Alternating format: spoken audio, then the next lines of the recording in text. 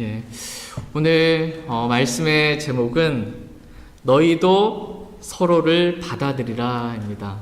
너희도 서로를 받아들이라 라는 제목으로 하나의 말씀 나누는 시간 갖도록 하겠습니다. 저와 여러분들은 이 성경을 가지고 교회에 옵니다. 그리고 성경에 기록된 이 말씀을 우리는 교회에서 듣습니다. 그리고 예배가 끝나면 이 성경책을 가지고 집으로 가서 집에서 성경을 열심히 읽고 늘 성경을 가까이 대합니다. 맞습니까? 아멘. 네, 일주일에 한 번씩만 이렇게 늘 성경을 가까이 대합니다. 그렇다면 우리 손에 들린 이 성경의 주제는 무엇일까요?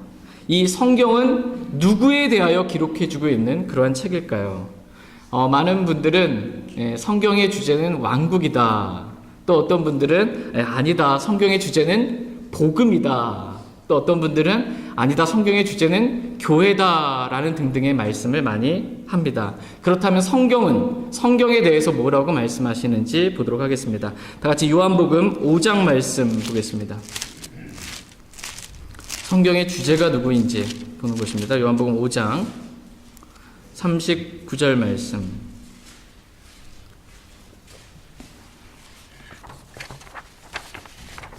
요한복음 5장 39절 말씀 같이 읽겠습니다. 성경 기록들을 탐구하라. 너희가 그것들 안에서 영원한 생명을 얻는 줄로 생각하거니와 그것들은 곧 나에 대하여 증언하는 것들이니라. 아멘. 하나님께서 오늘 저와 여러분들에게 말씀하십니다. 성경 기록들을 뭐 하래요? 탐구하라 이렇게 말씀하십니다. 그러면서 그 성경 기록들은 곧 나에 대하여 증언하는 것들이니라 이렇게 말씀하십니다. 성경은 곧 나에 대하여, 즉 예수 그리스도에 대하여 증언하는 책이다 라고 말씀하십니다.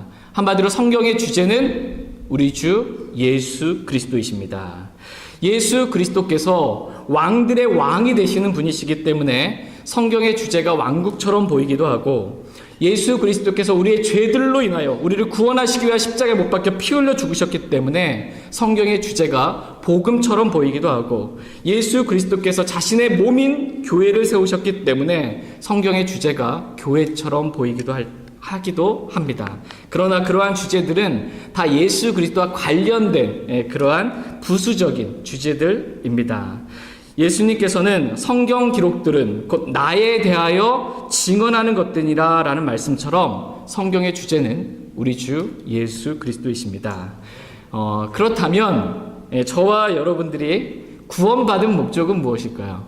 저와 여러분들이 구원받은 목적, 하나님께서 왜 우리를 구원해 주셨는지 말씀을 보겠습니다. 다 같이 고린도전서 1장 9절 말씀 보겠습니다.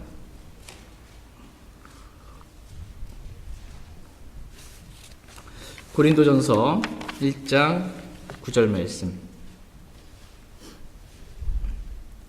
고린도전서 1장 9절 같이 읽겠습니다. 너희를 부르사 자신의 아들 예수 그리스도 우리 주와 교제하게 하시는 하나님은 신실하시도다. 아멘.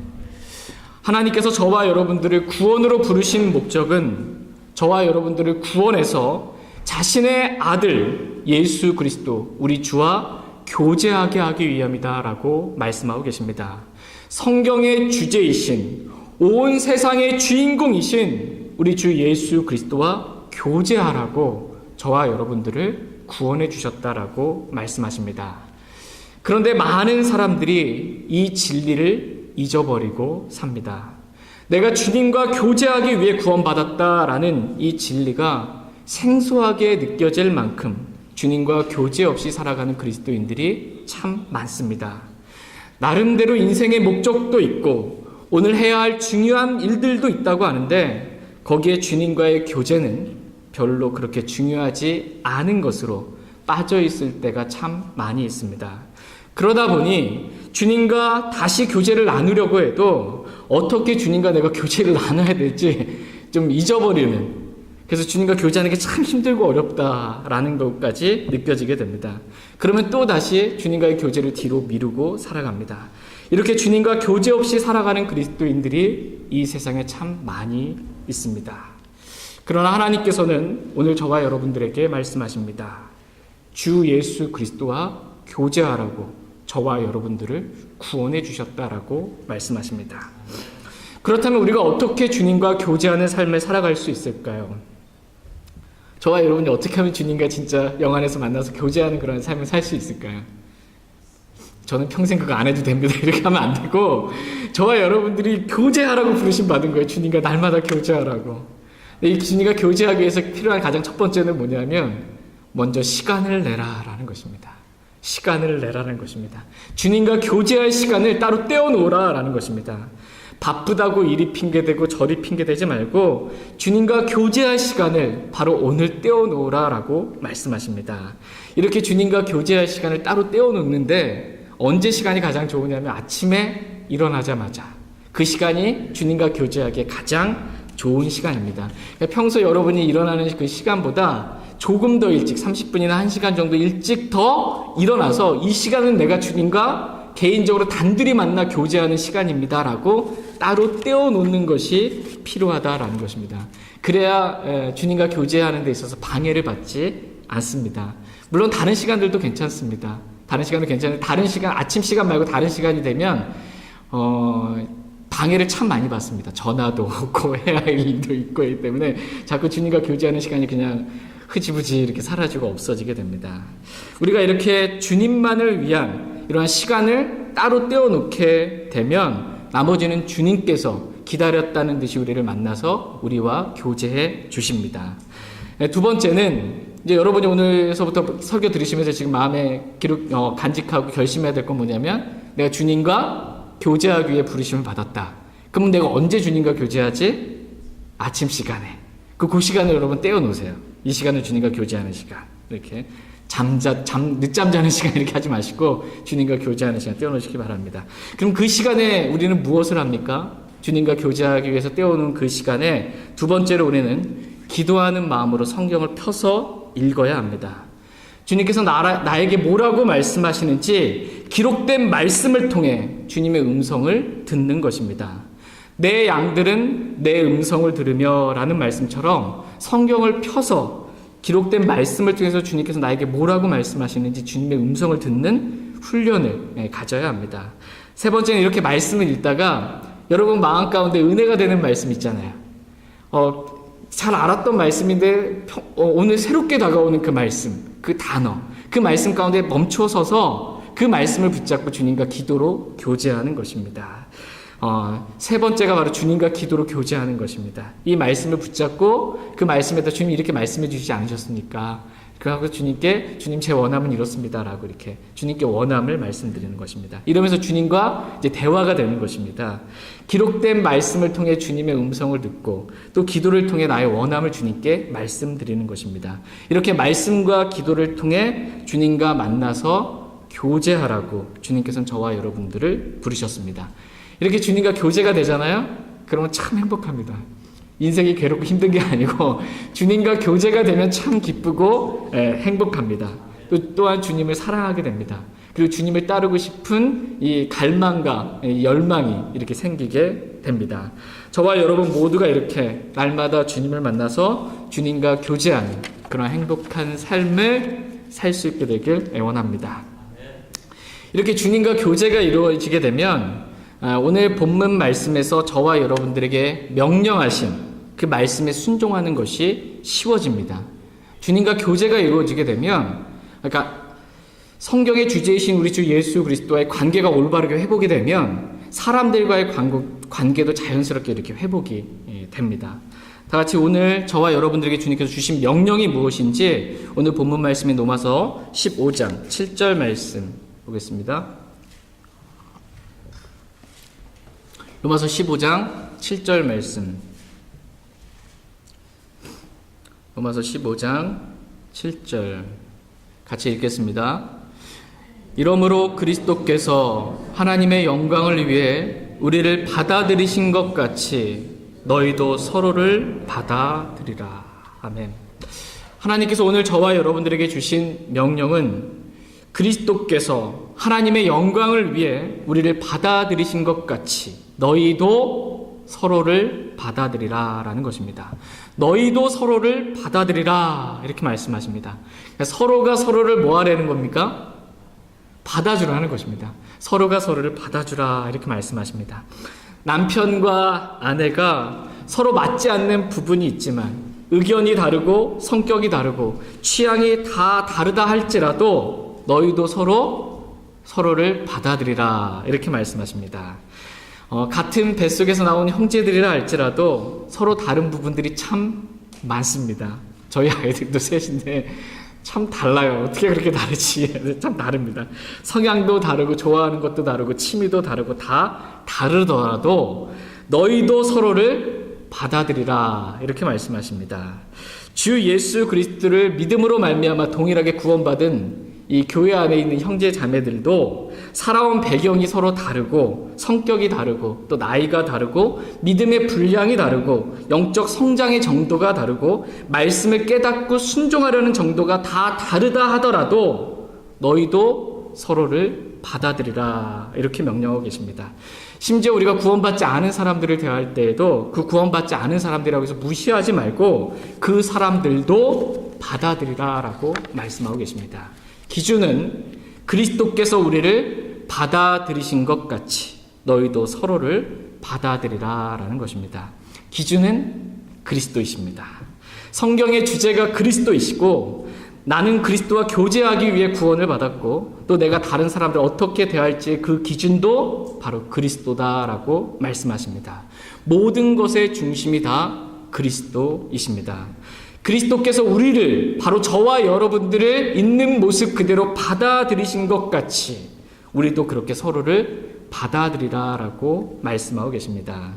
그리스도께서 우리를 어떻게 받아주셨는지 우리를 받아주신 그리스도에 대해서 잠시 생각해보는 시간 갖도록 하겠습니다. 다 같이 누가복음 15장 말씀 보겠습니다. 누가복음 15장 1절 2절 말씀 보겠습니다. 여러분 누군가한테 이렇게 받아들여진 느낌, 그 느낌 여러분 아세요? 네, 아시죠? 누군가에게 그냥 나 있는 모습 그대로 받아들여진 느낌 참 기쁘고 은혜롭고 평안합니다. 근데 누군가 자꾸 나를 밀어내고 거부하는 느낌, 그 느낌도 여러분 느껴보셨습니까? 자꾸 안 받아주는 그 느낌 참 마음이 아프고 괴롭습니다. 근데 주님께서는 저와 여러분들을 늘 언제나 사랑으로 받아주시는 분이십니다. 주님이 우리를 어떻게 받아들여 주셨는지 보겠습니다. 누가복음 15장 1절 2절 말씀 보겠습니다. 누가복음 15장 1절 2절 1절 제가 읽겠습니다. 그때 모든 세리들과 죄인들이 그분의 말씀을 들어 그분께 가까이 나아오니 바리새인들과 서기관들이 수근거리며 이르되 이 사람이 죄인들을 받아들이고 그들과 함께 먹는도다 하더라. 아멘. 그때 모든 세리들과 죄인들이 그리스도의 말씀을 들으러 그리스도께 가까이 나왔습니다. 이때 그리스도께서 이 죄인들, 모든 세리들과 죄인들을 그리스도께서 어떻게 하셨어요? 받아주셨다라는 것을 보게 됩니다. 이 사람이 죄인들을 받아들이고 그들과 함께 먹는도다라고 예수님에 대해서 비난하고 있는 것입니다. 당시에 이 바리새인들과 서기관들은 세리, 죄인 그러면 상종조차 않고 절대로 받아들일 수 없는 그러한 사람들이었습니다. 그런데 그리스도께서는 그 모든 세리들과 죄인들을 다 받아들이셨다라고 말씀하십니다. 또한 당시의 유대인들은 이 혼혈 민족, 이방인들과 혼혈된 이 사마리아인들을 받아들이지 않았습니다. 그들과는 상종조차 하지 않았습니다. 그런데 예수 그리스도께서는 사마리아 사람들을 받아주셨습니다. 뿐만 아니라 예수 그리스도께서는 이 사마리아 사람들 중에서도 가장 이렇게 하찮게 보이는 죄 많은 여인, 사마리아 여인, 수많은 남자들과 음행의 죄를 저지른 그 죄 많은 사마리아 여인을 예수 그리스도께서는 받아주셨습니다. 현장에서 간음한 그 여인도 주님께서는 받아주셨고 마귀 들린 사람도 주님께서는 받아주셨고 나병 환자도 사람들이 병에 걸려서 피하고 있는 그 나병 환자도 주님께서는 다 받아주셨습니다. 그리스도께서 받아주시지 않는 죄인은 이 땅에 단 한 명도 없습니다. 주님은 모든 죄인들을 받아주시는 분이십니다.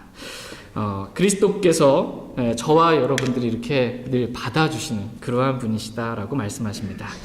그렇게 그리스도께서 하나님의 영광을 위해 우리를 받아들이신 것 같이 너희도 서로를 어떻게 하래요? 받아들이라 이렇게 말씀하십니다.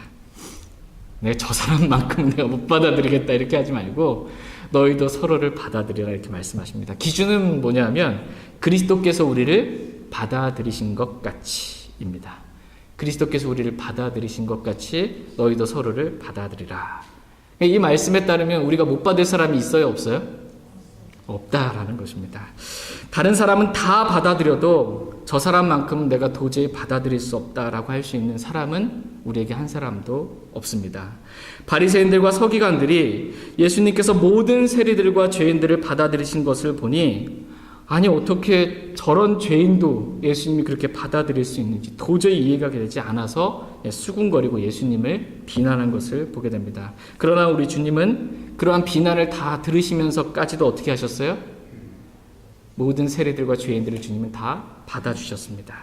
그러면서 하신 말씀이 탕자의 비유입니다. 너무나 유명한 이 탕자의 비유가 그러면서 이렇게 이 말씀이 나오게 됩니다. 받아들이는 문제와 관련해서 탕자의 비유가 나옵니다. 다 같이 누가복음 15장 12절 13절 말씀 보겠습니다.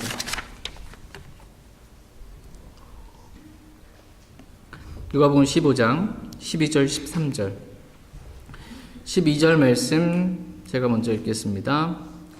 그 중에 작은 아들이 자기 아버지에게 이르기를 아버지여 재산 중에서 내게 돌아올 몫을 주소서 하니 아버지가 자기 살림을 그들에게 나누어 주매 그 뒤 며칠이 안 되어 작은 아들이 전부 모아 가지고 먼 나라로 가서 거기서 허랑방탕하게 살며 자기 재산을 허비하더니.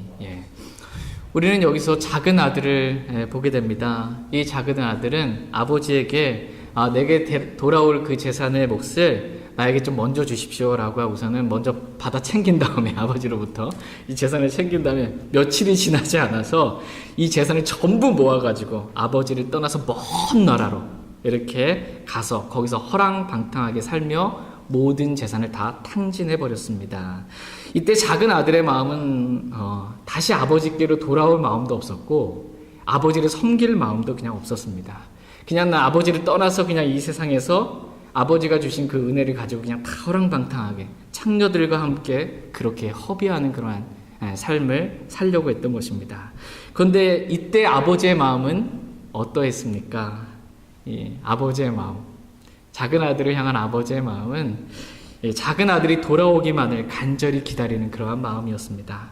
그래서 작은 아들이 언제나 돌아올까 밖에 나가서 하염없이 아들이 돌아오는 그 길목만 바라보고 있는 것입니다. 그리고 작은 아들의 모습이 저 멀리서 이렇게 보이니까 아버지가 불쌍히 여겨 달려가 그 작은 아들의 목을 껴안고 가장 좋은 옷을 아들에게 입히고 손에 반지를 끼우고 발에 신을 신기고 살찐 송아지를 잡아 잔치를 연 것입니다. 내 아들이 죽었다가 다시 살아났으며 그를 잃어버렸다가 찾았노라 라고 외치면서 이 아버지가 즐거워하면서 작은 아들의 있는 모습 그대로 그냥 받아들인 것을 보게 됩니다. 있는 모습 그대로 그냥 받아들였어요. 아버지가 작은 아들, 너 돈 다 갖다 어디다 썼니? 뭐 하는 데 썼니? 막 꼬치꼬치 캐묻고 막 이렇게 한 것이 아니고 그냥 있는 모습 그대로 작은 아들을 받아들였습니다. 이와 같이 그리스도께서는 저와 여러분들을 그냥 죄인인 상태 그 모습 그대로 저와 여러분들을 받아주셨습니다.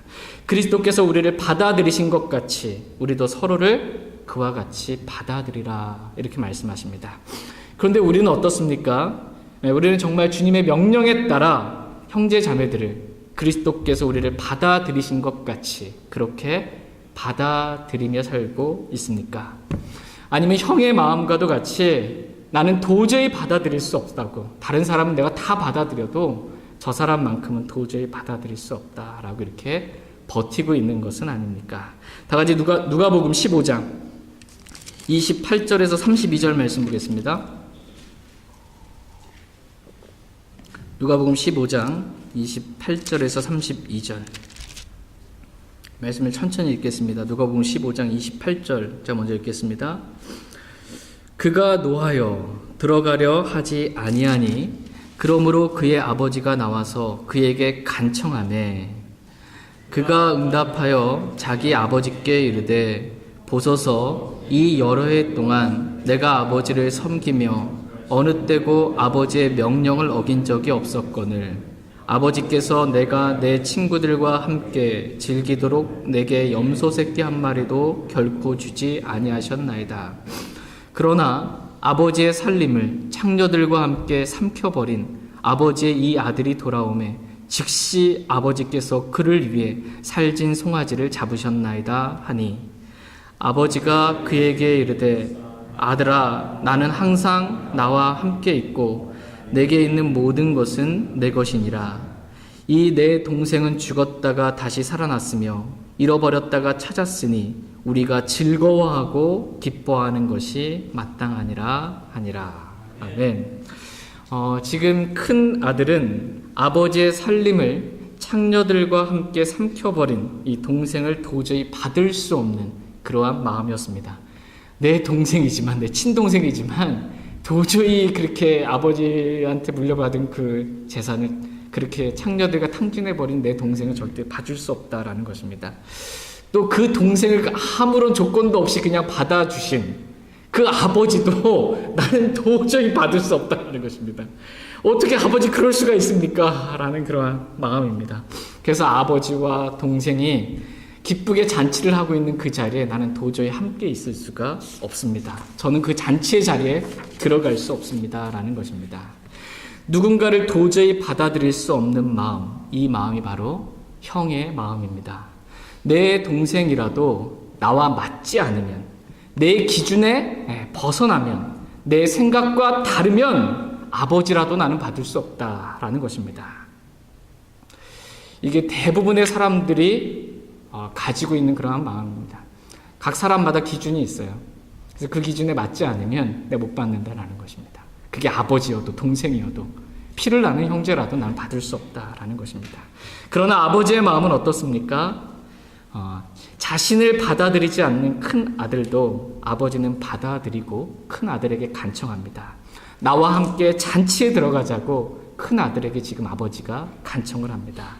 이와 같이 우리 주님은 죄 많은 탕자를 받아들이셨을 뿐만 아니라 자신을 의롭게 여기는 바리새인들과 서기관들과 같은 큰 아들도 받아주시는 분이십니다.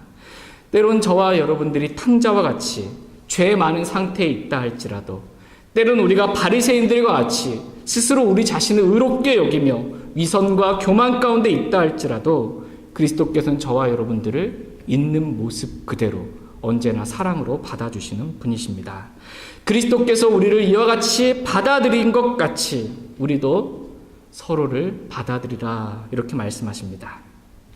로마서 5장에 보면 그리스도께서 우리를 어떻게 받아주셨는지 크게 세 가지에 걸쳐서 이렇게 말씀해 주십니다. 우리가 아직 힘이 없을 때 그리스도께서 우리를 받아주셨고, 우리가 아직 죄인이었을 때 그리스도께서 우리를 받아주셨고, 우리가 원수였을 때 그리스도께서 우리를 사랑으로 받아주셨다라고 말씀하고 계십니다.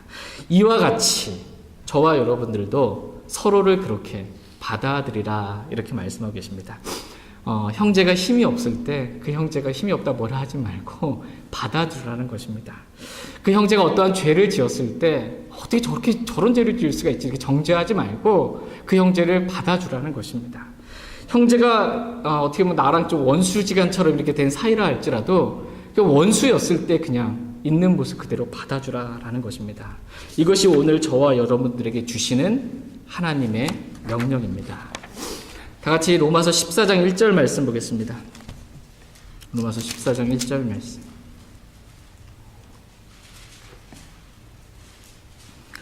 오늘은 교리적인 말씀보다는 그리스도인의 실행과 관련된 하나님께서 저와 여러분들에게 주신 명령에 대해서 살펴보겠습니다. 로마서 14장 1절 말씀 같이 읽겠습니다. 믿음이 약한 자를 너희가 받아들이되 의심에 찬 논쟁은 하지 말라. 아멘. 그리스도께서는 우리가 믿음이 약할 때에도 또 우리가 믿음이 강할 때에도 언제든지 그리스도는 우리를 받아주신 그러한 분이십니다.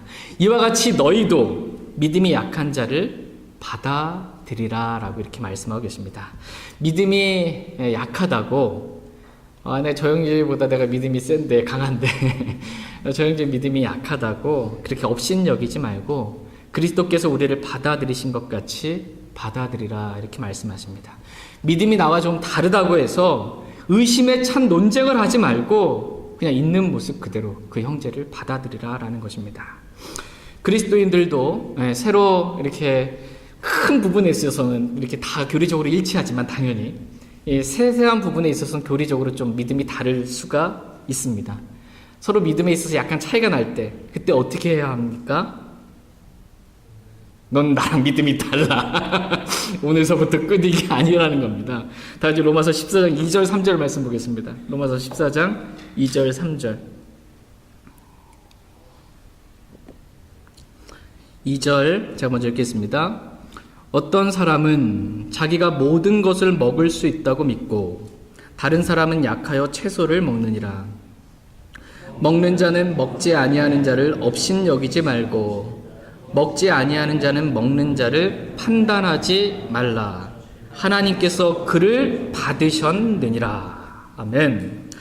우리는 여기서 서로 믿음이 다른 그런 형제들을 보게 됩니다. 어떤 형제는 우상이나 우상에게 바친 그 희생물 아무것도 아니기 때문에 그 먹는 게 뭐가 문제냐, 나는 다 먹을 수 있다라고 말하는 형제가 있습니다.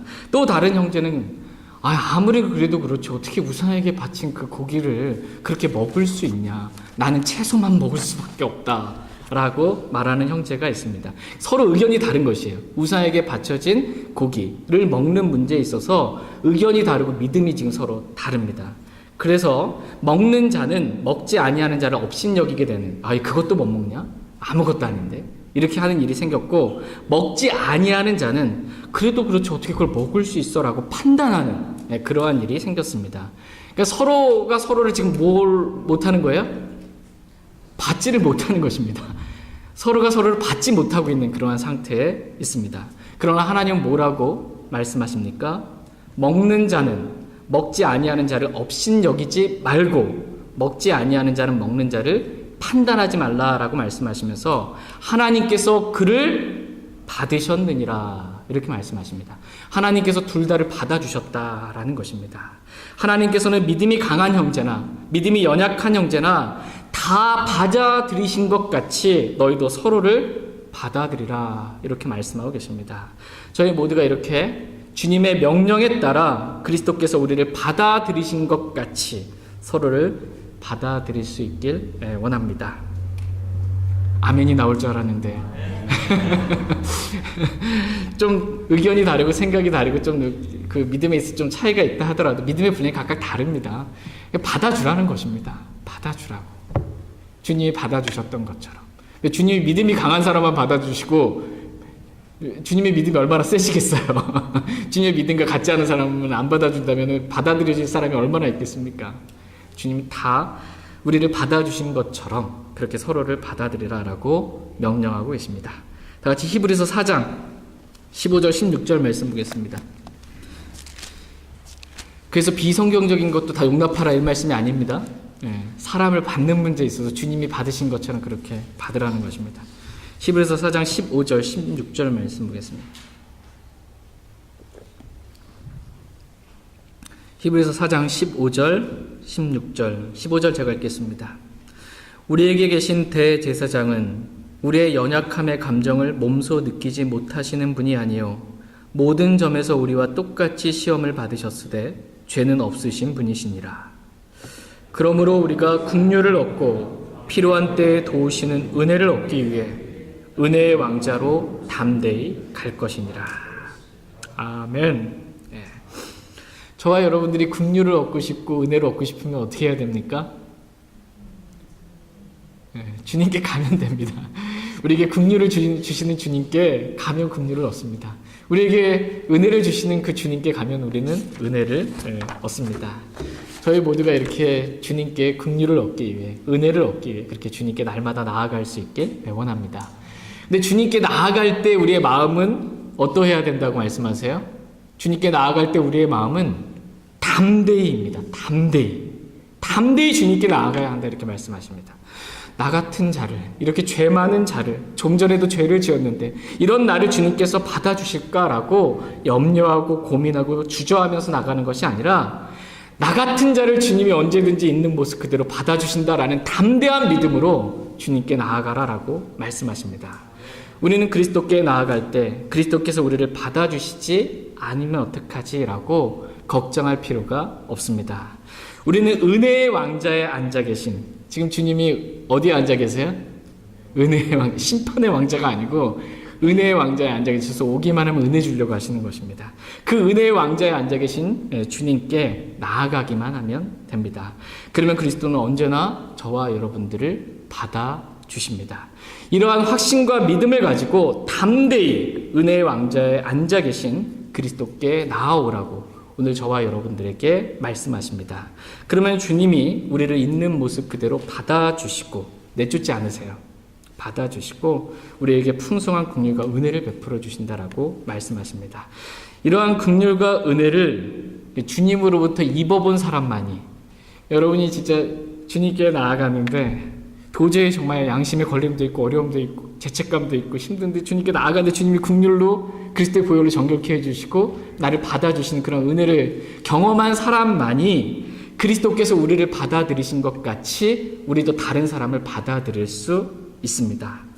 나 같은 자도, 나 같은 더러운 죄인도, 나 같은 위선자도 주님께서 받아주셨는데 내가 왜 주님의 명령에 따라서 그 형제, 그 자매를 내가 받아들일 수 없겠는가라는 그러한 마음이 들면서 주님의 마음으로 그 형제 자매들을 받아들일 수 있는 놀라운 은혜를 입게 됩니다. 말씀의 능력으로 이렇게 변화받게 되는 것입니다. 그래서 우리가 형제를 있는 모습 그대로 받기 위해서 우리에게 가장 먼저 필요한 것은 뭐냐면 내가 저 형제를 받으려고 어떻게 해서든 이해해 보려고 내 마음을 찢는 게 아니고요. 주님께 내가 나아가면, 주님과 교제가 회복되면 형제를 받는 것이 쉬워집니다.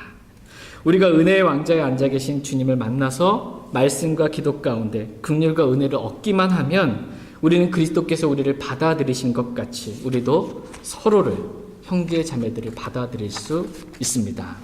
그러나 우리가 주님과의 교제가 이렇게 멀어지게 되잖아요. 주님과 교제가 이렇게 멀어지게 되면 주님으로부터 받은 긍휼과 은혜가 이렇게 참 무뎌지게 되면 그때부터는 내가 받을 수 없는 형제 자매들이 늘어나기 시작합니다. 한마디 한마디 다 걸리는 거예요. 이래서 걸리고 저래서 걸리고 서운하고 이 형제는 저래서 안 되고 저 형제는 저래서 안 되고 더 나아가서는 이렇게 젊었을 때 그렇게 사랑했다라고 하는 아내도 못 받아요. 남편도 못 받고 형도 못 받고 동생도 못 받고 마음에 걸리는 형제 자매들이 한둘이 아닙니다. 계속해서 늘어나게 됩니다. 이유가 뭘까요? 왜 이렇게 받아들일 수 없게 되는 것일까요? 주님과의 교제가 끊어졌기 때문입니다. 주님과의 교제, 주님과의 관계가 좋지 않기 때문에 형제 자매들과의 관계도 어렵게 된 것입니다.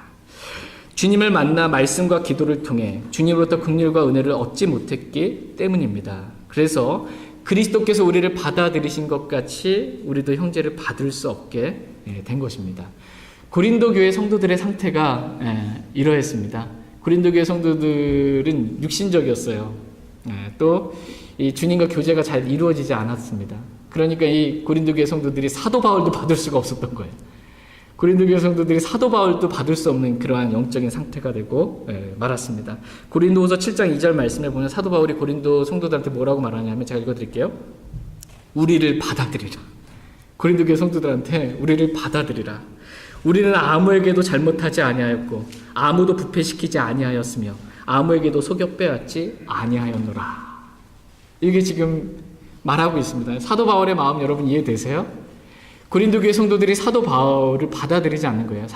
고린도에 가서 사도 바울이 복음을 전해서 그 성도들을 구원하고 교회를 세웠는데 이 고린도 교회 성도들이 받아들이지 않는 겁니다. 사도 바울을. 그러면서 자기가 사도 바울이 지금 자신에 대해서 변명해. 나 아무 잘못 안 했다고. 내가 누구 부패시킨 적 없다고. 내가 누구 속여서 빼앗은 적 없으니까 좀 제발 날 좀 받아달라고. 지금 이러고 있는 상태가 된 것입니다.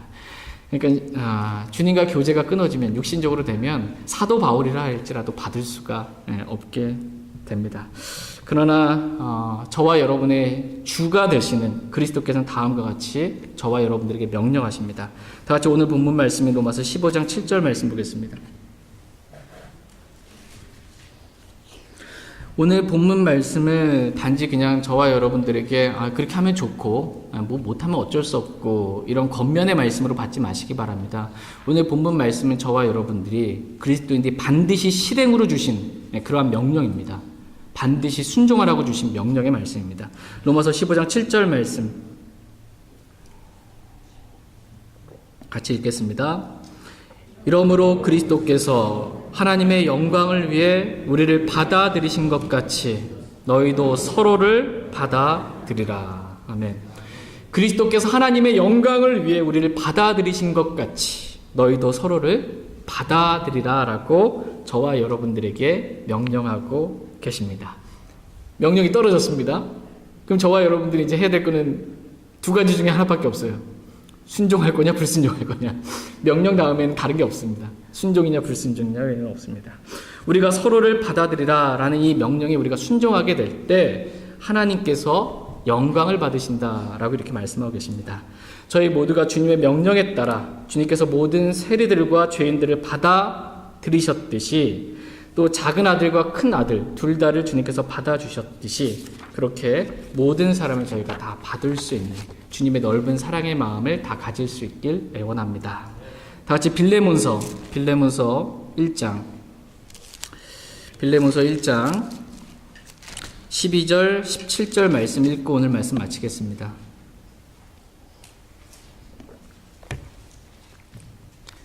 비성경적인 교리, 비진리 이거 받아들이라는 게 아닙니다. 오해 없으셨으면 좋겠습니다.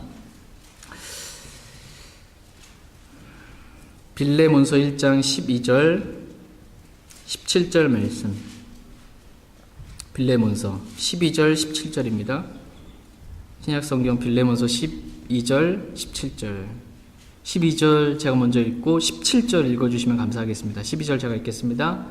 내가 그를 다시 보내었노니 그런즉 너는 그를 받아들이라. 그는 곧 내 속 중심과 같은 자니라. 그러므로 내가 나를 동반자로 여기거든 마치 나를 받아들인 것 같이 그를 받아들이라. 아멘. 지금 사도 바울은 빌레몬에게 그를 받아들이라 라고 이렇게 간청하고 있습니다. 그러니까 오네시모라는 종을 사랑하는 형제로서 영원히 받아들이라 라고 간청하는 것입니다. 이 전에 오네시모는 빌레몬의 종이었을 때 빌레몬의 재산을 훔쳐가지고 이렇게 달아났습니다. 오네시모가 빌레몬의 자기 주인의 재산을 훔쳐서 달아났는데 붙잡혀서 로마 감옥에 이렇게 붙잡혔는데 그 로마 감옥에 사도 바울이 있었던 겁니다.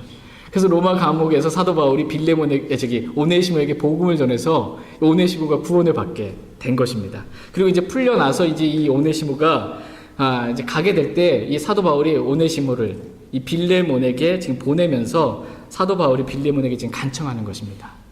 이 오네시모를 너희가 받아들이라. 그를 받아들이라 라고 간청을 합니다. 근데 그를 받아들이되 마치 나를 받아들이는 것 같이 사도 바울을 받아들이는 것 같이 그렇게 영원히 받아들이라 라고 간청하고 있습니다. 이 말을 들었을 때 빌레몬의 마음이 어땠을까요? 빌레몬의 마음.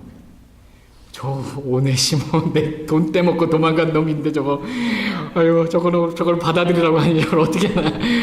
이게 참 쉽지 않은 말씀이었을 것입니다. 그런데 빌레몬이 자신이 죄의 종이었을 때 그리스도께서 나를 받아주신 것처럼 나 같은 죄의 종이었던 자를 받아주신 것을 생각할 때 이렇게 오네시모를 받는 것이 그렇게 어렵지만은 않았을 것입니다.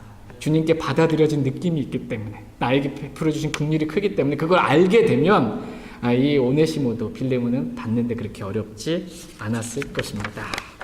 이렇게 빌레몬이 오네시모를 자신에게 해를 가하고 재산을 훔쳐놨던 그 오네시모를 받았을 때 그 장면을 목격했고 그 사실을 아는 사람들한테는 이게 얼마나 하나님께 큰 영광이 됐겠습니까? 이야, 빌레몬이 오네시모도 받아들였다. 하나님께 영광이 된다라는 것입니다. 저희도 이렇게 그리스도께서 우리를 받아들이신 것 같이 너희도 서로를 받아들임으로 하나님께 영광을 돌리라 이렇게 말씀하고 계십니다. 혹시 오늘 말씀을 들으시면서 자꾸 이렇게 누가 떠오르는 사람이 있으신다면 내가 이렇게 받아들이지 않고 마음으로 밀어내는 어떤 떠오르는 분이 계시다면 주님이 말씀해 주신 거예요. 받아들이라고. 그 형제 받아들이라고, 그 자매 받아들이라고 말씀하십니다. 나 같은 죄인도 그리스도께서 있는 모습 그대로 받아주셨는데 나도 그 형제, 그 자매, 나도 주님의 마음으로 그렇게 받겠습니다라는 믿음의 순종이 저와 여러분 모두에게 있기를 원합니다. 이렇게 누군가를 받아들이기가 쉬우려면 주님과 교제가 좋으면 쉽고 주님과 교제가 안 되면 육신 안에서는 불가능해요. 그래서 오늘 말씀에 제가 제일 먼저 말씀드린 게 예수 그리스도와 교제하라고 저와 여러분들을 구원해 주셨다는 말씀을 먼저 드렸습니다. 저희 모두가 주님과의 관계, 주님과의 교제를 회복하고 형제 자매들의 사랑의 관계를 회복할 수 있게 되길 원합니다. 주님께 참된 영광이 돌려졌으면 좋겠습니다. 오늘 들으신 말씀 기억하시고 개인적으로 주님 앞에 나아가 기도하는 시간 갖기를 원합니다. 다 같이 일어나셔서 주님 앞에 말씀을 듣고 그 말씀에 온전히 순종으로 믿음으로 반응할 수 있길 원합니다.